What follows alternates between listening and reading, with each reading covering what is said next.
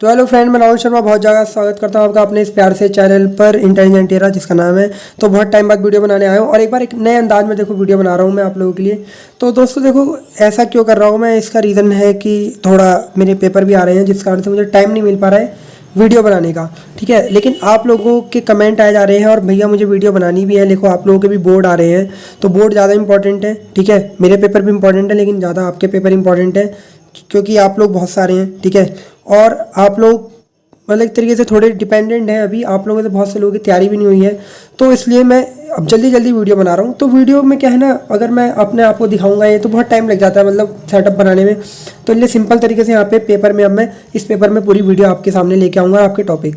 तो आज का जो हमारा टॉपिक है वो है एक समान विद्युत क्षेत्र में द्विध्रुव पर लगने वाला बलयुग्म आघूर्ण। ठीक है, जो इंपॉर्टेंट है चैप्टर नंबर 1 का। अगर आपने चैप्टर नंबर 1 से लेके जो मैंने अभी तक 7 चैप्टर तक इंपॉर्टेंट क्वेश्चन बताए हैं उनकी वीडियो नहीं देखी तो जाके उन्हें भी देखें।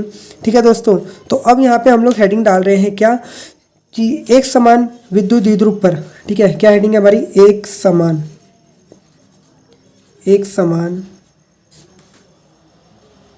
तो दोस्तों हमारी हेडिंग डल चुकी है। हेडिंग है एक समान विद्युत द्विध्रुव पर बलयुग्म आघूर्ण। तो विद्युत द्विध्रुव क्या होता है ये मैंने आपको बताया था, एक बार फिर से मैं आपको बताता हूँ विद्युत द्विध्रुव क्या होता है। ठीक है, ये देखो मैं एक विद्युत द्विध्रुव बना रहा हूँ आप लोगों के सामने। विद्युत द्विध्रुव क्या होता है, एक छोटा सा ऐसा निकाय, ठीक है, जिसके एक सिरे पे प्लस क्यू आवेश और एक सिरे पे माइनस क्यू आवेश को हम लोग रख देते हैं। ठीक है, यानी कि एक साइड पे हमने प्लस क्यू आवेश लिया और एक साइड पे माइनस क्यू आवेश, और उनके बीच की जो दूरी है वो हम लोग 2L मान के चलते हैं। ठीक है, मानने को मैं L भी ले सकता था लेकिन हम लोग जो डेरिवेशन करते हैं उसमें 2L लेंगे क्योंकि हमें हाफ की ज़रूरत होती है। तो 2L का हाफ जो है L ज़्यादा ईजी पड़ता है, तो इसलिए हम लोग ये मान के चलते हैं।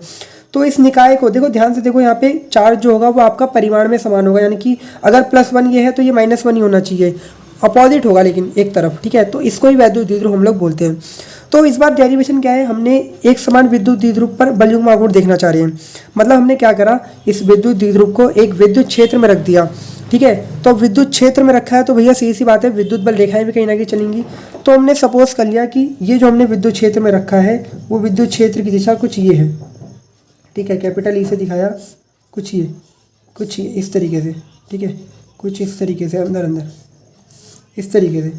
तो ये मैंने मान लिया कि ये विद्युत क्षेत्र की दिशा है इस तरीके से। अब आप खुद बताओ कि देखो ये विद्युत द्विध्रुव है।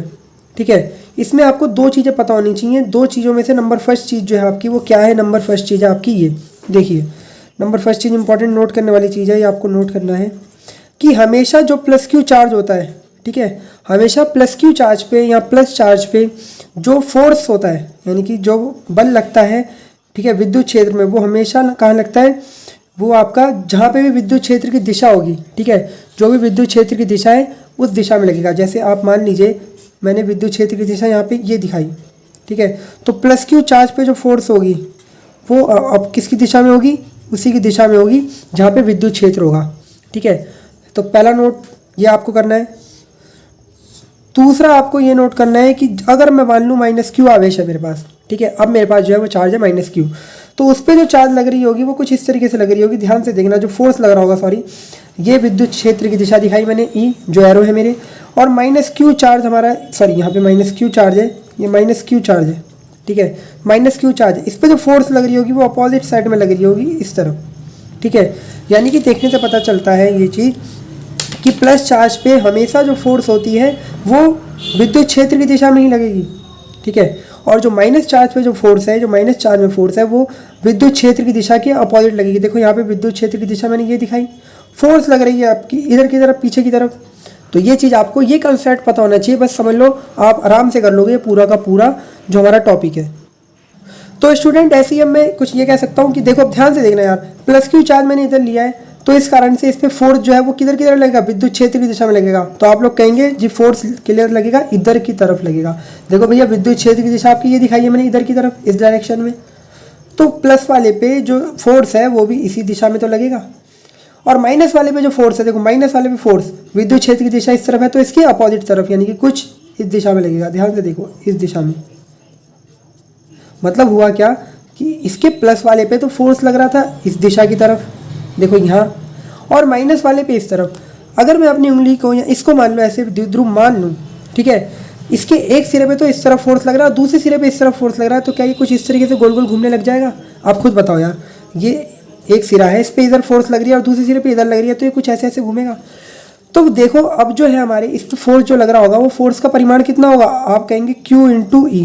भैया Q इंटू ई होगा, ई जो विद्युत क्षेत्र लगा है, Q इसका आवेश, और जो इस वाले पे लग रहा होगा वो कौन सा लगेगा? वो भी लगेगा आपका Q इंटू ई। तो देखने से पता चला कि दोनों फोर्स के जो परिमाण थे वो एक जैसे थे, यानी कि प्लस वाले पे फोर्स की दिशा चेंज है लेकिन परिमाण तो एक ही है, और माइनस वाले पे भी दिशा चेंज है लेकिन परिमाण एक जैसा। तो इन दोनों बलों के कारण जब भी किसी वस्तु पे दो समान परिमाण के बल लगते हैं लेकिन दिशा बिल्कुल अपोजिट रहेगी, तो उस पर लगता है हमारा बलयुग्म आघूर्ण। ये बलयुग्म आघूर्ण, ठीक है। अगर मैं आपसे कहूँ कि द्विध्रुव पर कुल बल कितना होगा? द्विध्रुव पर कुल बल कितना होगा, यानी कि एफ नेट कितना होगा? तो आप लोग क्या कहेंगे? आप कहेंगे जीरो। क्यों होगा? क्योंकि यार देखो, जिस दिशा में ये फोर्स लग रही है उसके विपरीत दिशा में उतना ही फोर्स लगेगा, तो दोनों एक दूसरे को कैंसिल कर देंगे। लेकिन इस पे जो बलयुग्म आघूर्ण है वो कुछ ना कुछ होगा, और वो क्या होगा उसके लिए हम डेरिवेशन अब करेंगे यहाँ पे, ठीक है दोस्तों। तो इतना कंसेप्ट समझ में आया? डायग्राम देखो और फिर हम आगे बढ़ते हैं डेरिवेशन की तरफ।